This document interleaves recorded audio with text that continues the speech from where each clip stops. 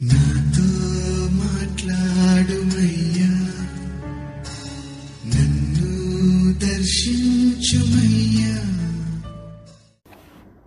మన ప్రభువైన రక్షకుడైన యేసుక్రీస్తు పరిశుద్ధ నామములో మీ అందరికీ శుభములు తెలియచేస్తున్నాను.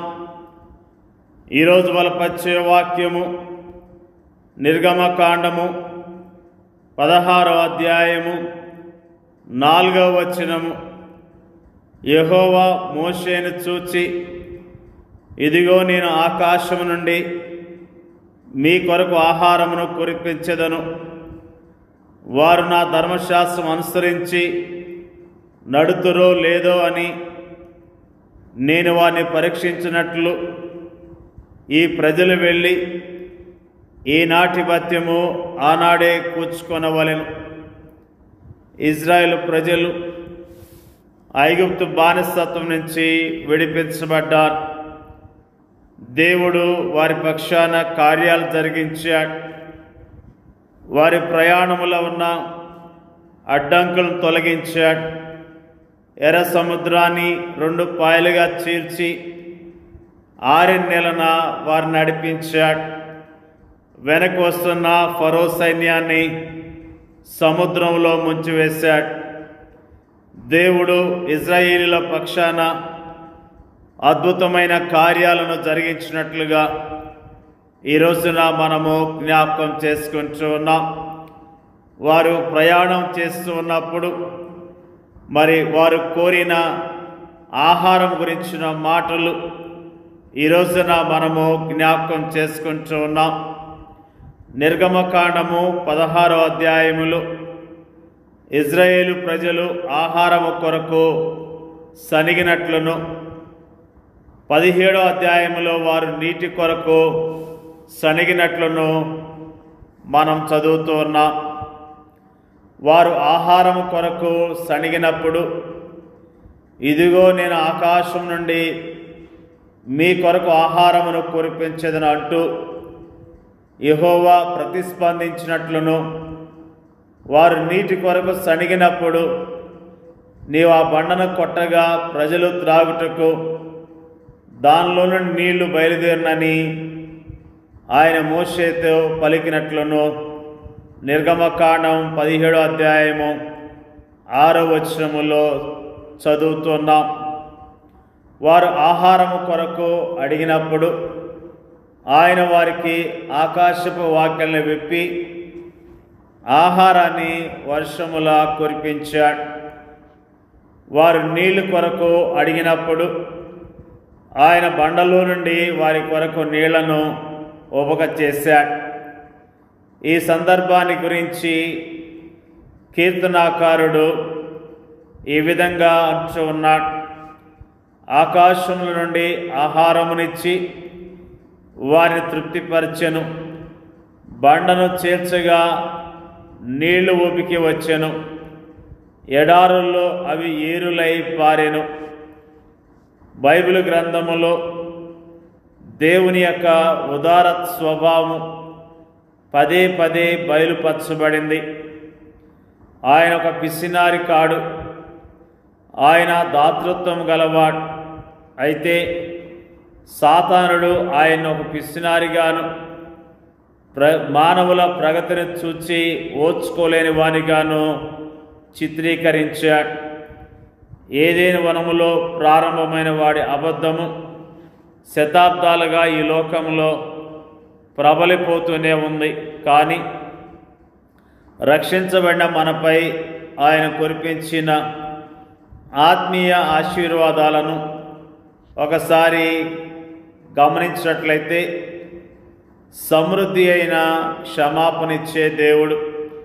యెషయా గ్రంథము 55వ అధ్యాయము 7వ వచనంలో సమృద్ధి అయిన జీవమిచ్చేవాడు. యోహాను సువార్త 10వ అధ్యాయము 10వ వచనము సమృద్ధి అయిన పరిశుద్ధాత్మని నింపుదల. తీతు రాసిన పత్రిక 3వ అధ్యాయము 6వ వచనము పరలోక రాజ్యంలోనికి సమృద్ధి అయిన ప్రవేశము. 2వ పేతురు గ్రంథము 1వ అధ్యాయము 11వ వచనము. ఇవన్నీ ఆయన సమృద్ధిగా ఇచ్చేవాడని మనకు తెలపటం లేదా? అసలు మనము దేవుని యొక్క గొప్పతనాన్ని గుర్తించాలి. దేవునిలా ఇచ్చేవారు ఎవరైనా ఈ లోకంలో ఉన్నారా? ఆయన ఎంత ప్రేమ కలిగిన వాడంటే తన సొంత కుమార్ని అనుగ్రహించుటకు వెనుదేక మన అందరి కొరకు ఆయనను అప్పగించినవాడు. ఆయనతో పాటు సమస్తమును మనకెందుకు అనుగ్రహింపడు? రోమిలకు రాసిన పత్రిక 8వ అధ్యాయం 32వ వచనము. ప్రేమైన దేవుని యొక్క ప్రజలారా, ఈనాడు మన అవసరతలు ఏమున్నాయి? మనము అడుగు వాటన్నిటికంటేను, ఊహించు వాటన్నిటికంటేను అత్యధికముగా ఆయన మనకు అనుగ్రహిస్తాడని మనము తెలుసుకుందాం. దేవుడు మనకి సమృద్ధి అయిన ఆహారాన్ని ఇచ్చేవాడని, సమృద్ధినిచ్చే దేవుడు అన్న విషయాన్ని ఈ రోజున మనము జ్ఞాపకం చేసుకుంటూ ఉన్నాం. నీవు ఒక క్రైస్తవుడు కానట్లయితే నీవు తెలుసుకోవాల్సింది ఒకటి ఉంది. ప్రభువైన యేసుక్రీస్తు సజీవమైన రొట్టె, ఆయన జీవజలం. ఆయన మాత్రమే నీ ఆత్మ ఆకలిని తీర్చగలడు. ఆయన మాత్రమే నీ ఆత్మ దాహాన్ని తీర్చగలడు. ఆయనే నీ ఆత్మకు రక్షకుడు. అలాగైతే ఆయన వద్దకు వస్తావా? నిజముగా ఆయన పిలుస్తూ ఉన్నాడు. ప్రయాసపడి భారం మోస్తున్న సమస్త జనులారా, నా యొద్దకు రండి, నేను మీకు విశ్రాంతినిస్తానని ఆయన పిలుస్తూ ఉన్నాడు. నిజముగా ఆయన సమృద్ధి అయిన ఆహారాన్ని ఇస్తాడు, సమృద్ధి అయిన జలాన్ని ఇస్తాడు. మరి మన ఆత్మీయంగా మనకు కావలసిన సమృద్ధి అయిన ఆహారాన్ని, జీవజలాన్ని ఇచ్చే దేవుడై ఉన్నాడన్న విషయాన్ని దేవుని యొక్క వాక్యం మరి ఎంతో స్పష్టంగా తెలియజేస్తుంది. ప్రేమైన దేవుని యొక్క ప్రజలారా, దేవుడు చాలా గొప్పవాడు. మనల్ని రక్షించిన దేవుడు మరి మన జీవితాల్లో కార్యాలు చేయడానికి సిద్ధముగా ఉన్నాడు. ఆయన నామములో రక్షణ పొందిన మనము నిజముగా ఆయన యందు విశ్వాసం ఉంచి మన ఆత్మీయ ఆకలిని తీర్చుకుందాం, ఆత్మీయ దాహాన్ని తీర్చుకుందాం. ఆయన వద్దకు రావటం ద్వారా ప్రతిరోజు పోషించబడతాం, ప్రతిరోజు ఆదరించబడతాం, ప్రతిరోజు దీవించబడతాం. కాబట్టి ప్రతి విషయంలో మనం ప్రభు యొద్దకు వద్దాం, ప్రభు మీద ఆధారపడదాం, ప్రభుని మహిమపడదాం. దేవుడి యొక్క వాక్యాన్ని దీవించునుగాక. పరిశుద్ధుడైన మా తండ్రి, జీవాధిపతి అయిన మా ప్రభువా, నీ ప్రజలను మర్చిపోయే దేవుడు కాదు ప్రభువా.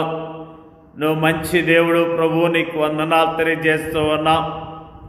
ఇజ్రాయేల్ ప్రజలు ఆ యొక్క అరణ్యములో ప్రయాణం చేస్తూ ఉన్నప్పుడు వారికి కావలసిన ఆహారాన్ని, నీటిని సమృద్ధిగా ఇచ్చి వారి నడిపించిన దేవుడు ప్రభువా, నీకు వందనాలు తెలియజేస్తూ ఉన్నాం.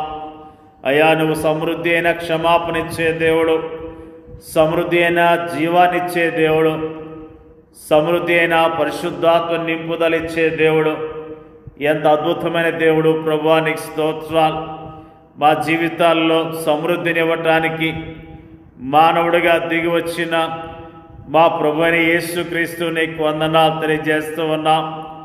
మానవులైన మా కొరకు పరిశుద్ధ రక్తాన్ని చిందించినందుకు, సిలువలో గాయములు పొందినందుకు, సిలువలో మరణించి సమాధి చేయబడి 3వ దినాన తిరిగి లేచినందుకు స్తోత్రాలు తెలియజేస్తూ ఉన్నాం. ప్రభువా, సిలువలో మీరు చేసిన త్యాగము ద్వారా మాకు సమృద్ధి అయిన అయ్యా నిత్య జీవాన్ని ఇస్తున్న విధానంకై నీకు స్తోత్రాలు. మమ్మల్ని ప్రేమించి మమ్మల్ని రక్షించినందుకు కూడా నీకు వందనాలు, స్తోత్రాలు తెలియజేస్తూ ఉన్నాం. వాక్యం ఇచ్చిన ప్రతి సహోదరిని, సహోదరులను, వారి కుటుంబాలను పేరు పేరున దీవించి ఆశీర్వదించండి అయ్యా, నీకు స్తోత్రాలు. వారికి ఉన్న ప్రతి అవసరత తీర్చమని ప్రార్థన చేయించున్నాం. ఎవరైతే ఆత్మీయ దాహాన్ని కలిగి ఉన్నారో, ఆత్మీయ ఆకలి కలిగి ఉన్నారో, వారిని ఎద్దకు వచ్చి అయ్యా మరి ప్రభు వారి యొక్క దప్పికను తీర్చుకోవటానికి మీరే సహాయం చేయమని ప్రార్థిస్తున్నాం.